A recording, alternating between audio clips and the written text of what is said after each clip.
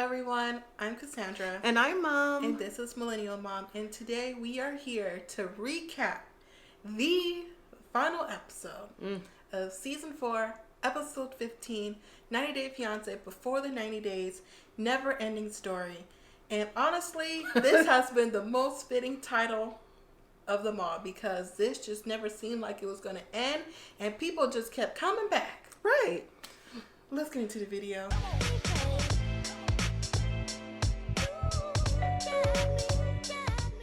So in light of the never-ending story, we're going to wrap up these couples as quick, seamlessly with our opinions as much as possible. So first we're going to start off with Geoffrey and Varya. Now that was a never-ending story. I kept again, they could have did that all in a scene or two because I'm like, Geoffrey and Varya, the next couple. Geoffrey and Varya, the next. I'm like, there's not that much to say. Honestly, there wasn't. Basically, we saw them at the bar, and of course, Mary was there, showed up. Mm-hmm. Mary had her 2 cents to say. Yep.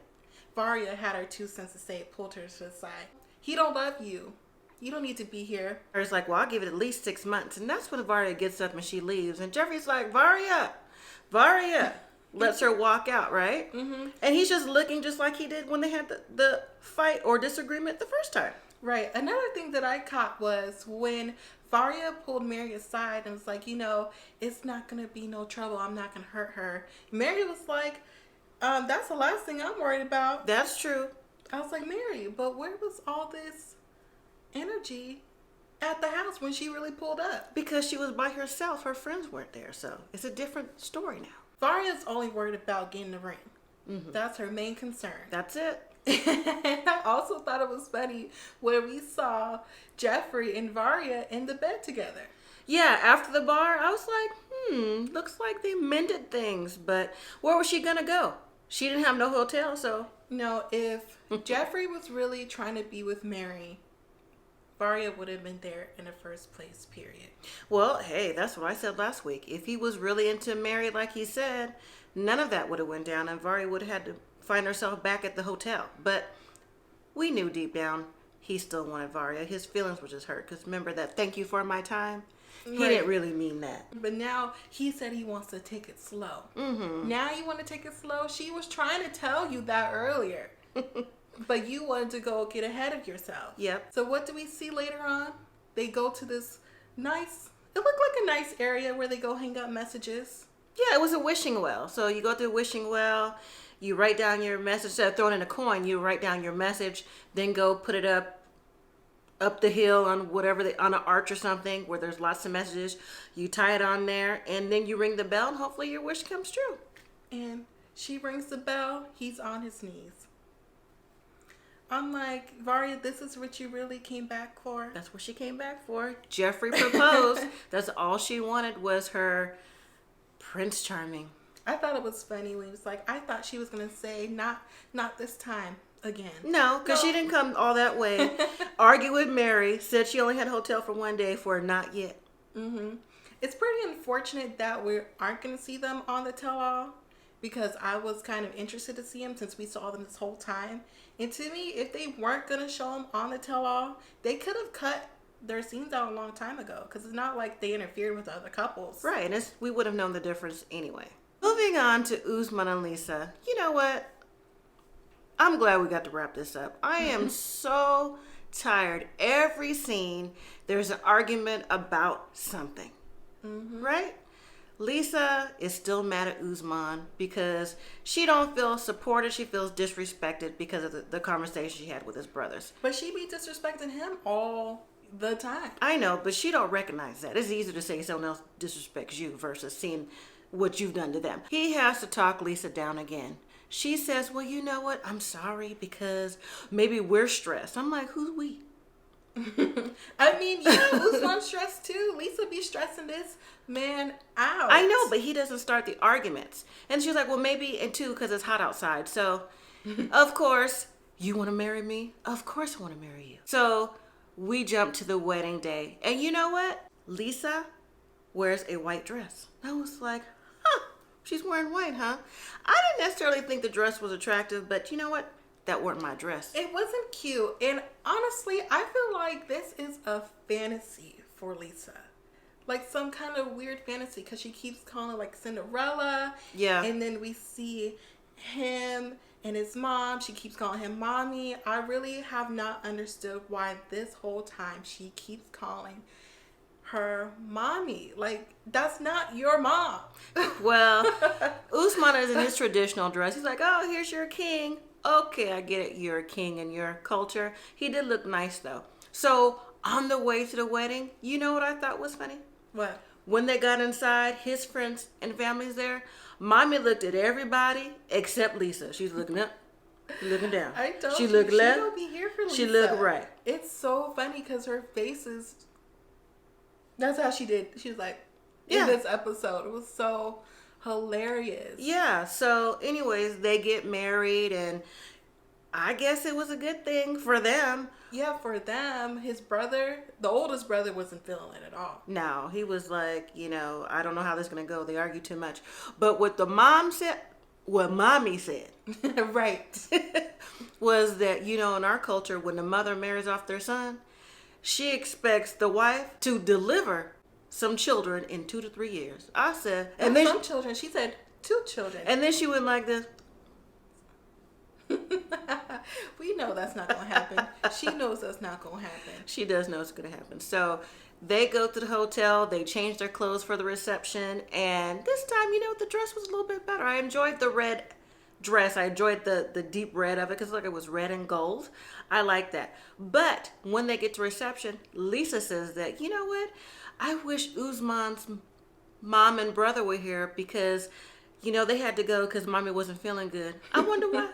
They were perfectly okay. They was not attending that reception. Side note, if that was your brother, it would have been a whole different conversation. But anyways, so at the reception, Lisa realizes that, while Usman is dancing with the friends and family, that she can't join in because culturally, she can't do that. The women are supposed to sit back and watch while, or just sit back and receive, I guess, while the men... Well, not dance, period. It's a certain faith. They can't do something. But Usman did sing her a song. You had to calm her down. Go ahead and take it. I'll be there for you. Anything you want, I will do for you, girl. She's like... I will pray for you. I can't remember the rest of the song, but to be honest... Oh my God. That song was the highlight of this whole season. I'm going to go download it. I thought you did. I thought you did. I just streamed it. But I'm going to download it. I'm going to pay for it. After all that, it's the next day now, and it's time for Lisa to leave. She's sad. This was the first real emotion outside of being angry that she actually had. She's like, I don't know how I'm going to do it. You make sure that when you lay down tonight, you hug that pillow and you think it's me. Usman's like, okay, I will. He's like, I'm ready. I'm ready to come to America. She's like, I got to go to the embassy and file that K-1 visa. It's going to be hard living without you. I was like, okay, Lisa. I was like, get them off my screen. That's what I was thinking too. So, but hey, Usman's happy because he just knows this is it. This is it. But you know what? There was one thing I didn't say, or we didn't say, was when they said their vows, Usman was like, I take you, Lisa, from Usman, Umar, Soldier Boy. I'm like, that's not your name. That is his name. No, Soldier Boy is not part of your name. He was throwing his name out there. Now, as we might have thought that David was going to be a bust for this season, he actually found his Lana. So on this date, he asked her, I'm tired of being on a dating website.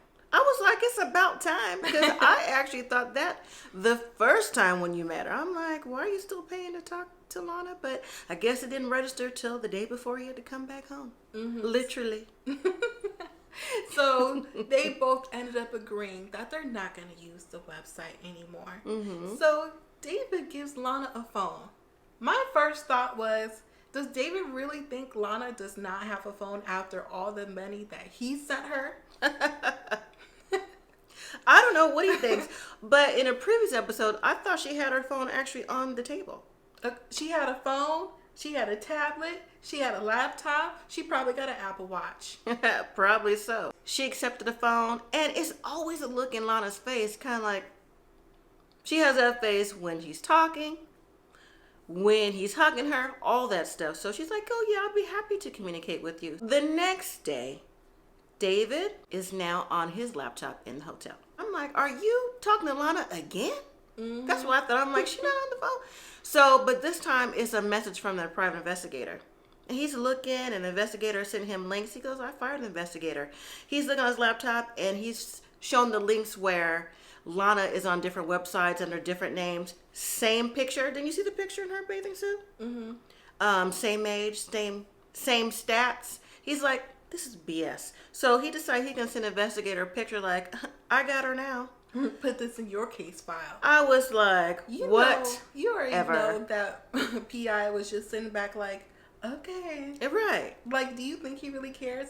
You hired him to find out information for you. Right. You weren't happy with the information that he gave you. Mm-hmm. And now you got an attitude? I mean, okay, kudos because she finally showed up after 7 years. Right. Or is it 5? Because his dates keep switching. It don't matter. It was more than 2 years. It's too long. He decides to call Lana on the phone.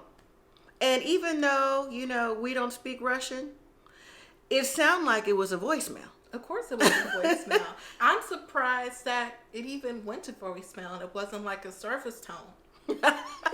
What, like it wasn't cut on? Yeah, I thought she could have sold it or David something. got that phone cut on. Now, whoever answered was something else.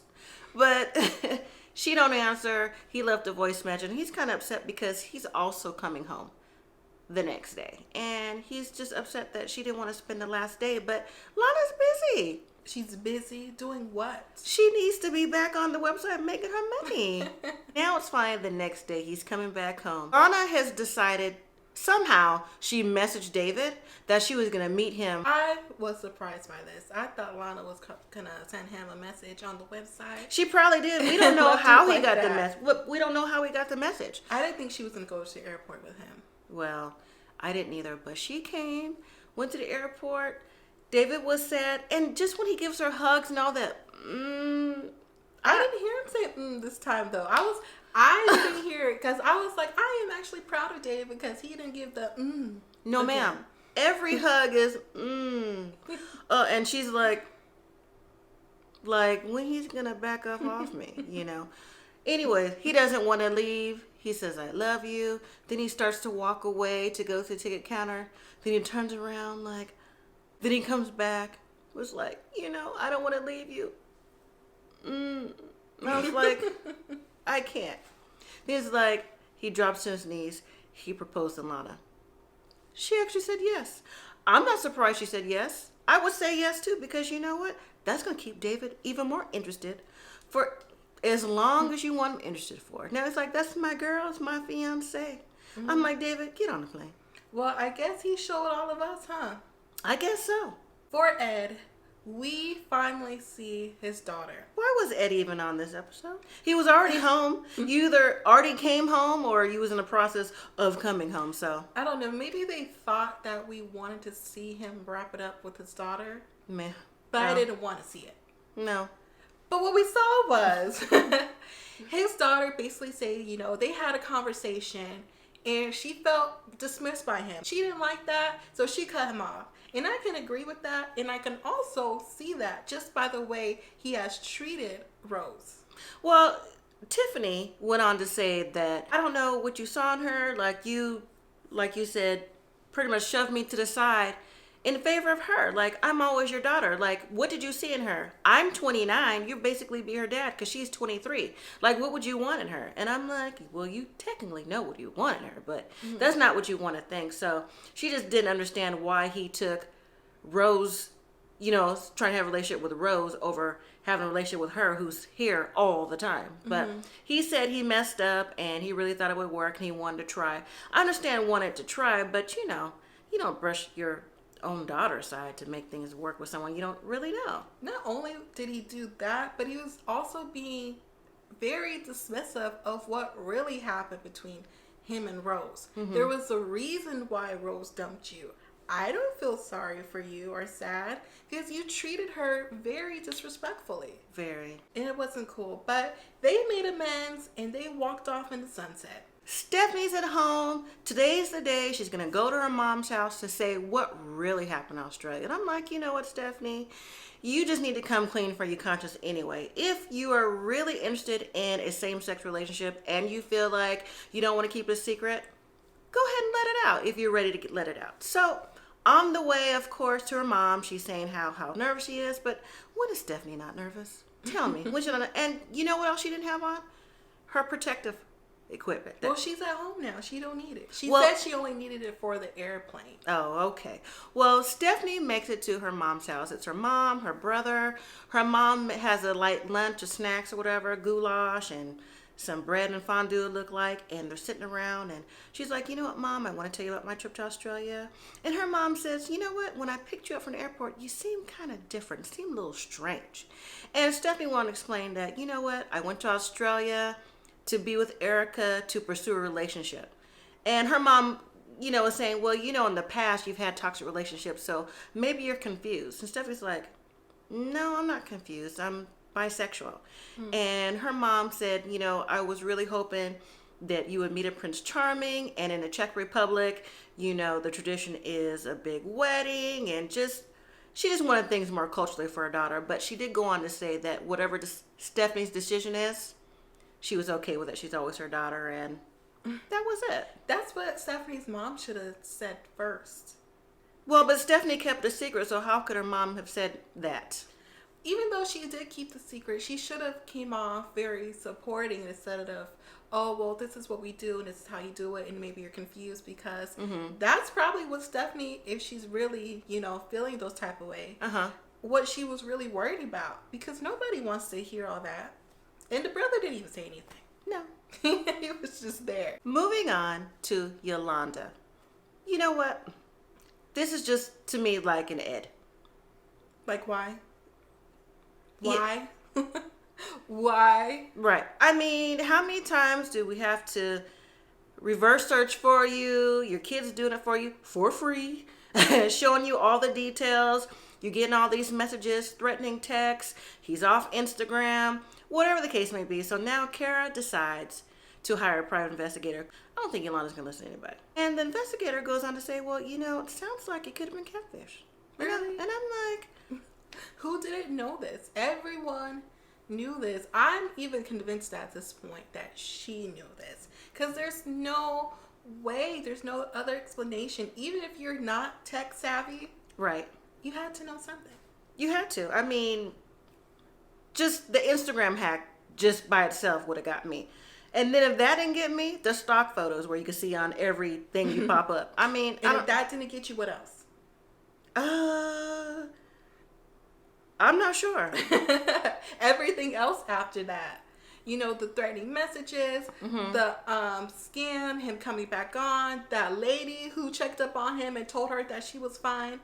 There were so many instances. So I don't know why they really kept dragging this out for us. Right. And she's going to get the results next week at the tell-all. I was like, now. They really keeping this as an adventure story for real. So lastly, we have Darcy and Stacy. Why? Stacy and Darcy decide to have a girls' day yet again. But the interesting thing on the way to their girls' day is Darcy said that she's heard from Tom. But not directly from Tom. She's heard from Tom's friend and from Tom's mom, who pretty much had the same message that, Tom wanted us to reach out to you, see how you're doing, to see if they can mend things, so on and so forth. Darcy said she didn't respond, and I'm happy she didn't respond.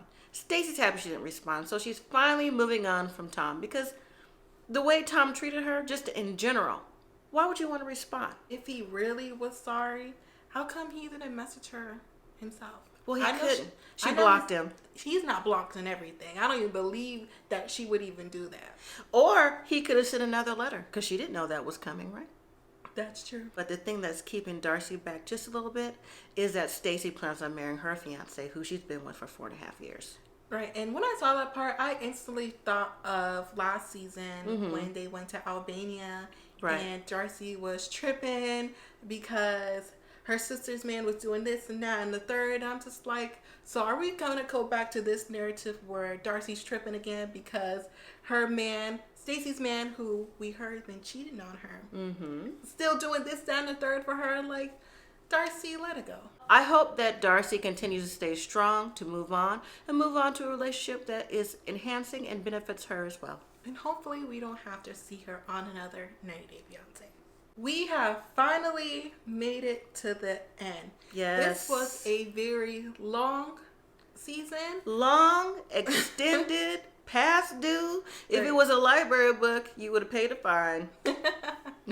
Also, it was a very much, it was a different season. It was a different feel because it was a lot of lies and catfish and a lot of things we found out behind the scenes. Or an old school movie or music, sex, lies, and videotape. That's what it was. All that stuff. So I'm just happy this season's over. I'm really excited to get into the tell-all because I still haven't seen any of the clips. I've seen maybe like one clip, but I haven't seen any else. Well, we didn't see the clips because we didn't want to ruin our true responses to the tell-all. Well, I couldn't find it. Well, we know that it leaked, and I saw a clip or two, maybe on a blog or two. Well, thank you guys for staying on this journey watching 90 Day Fiancé before the 90 days with us. Please make sure you tell us what you thought about this episode in the comments down below and what you think is going to be exposed in the tell-all. So make sure you like this video, you subscribe to our channel, and you share this video to other people who watch 90 Day Fiancé. And as always, live simply, be grateful.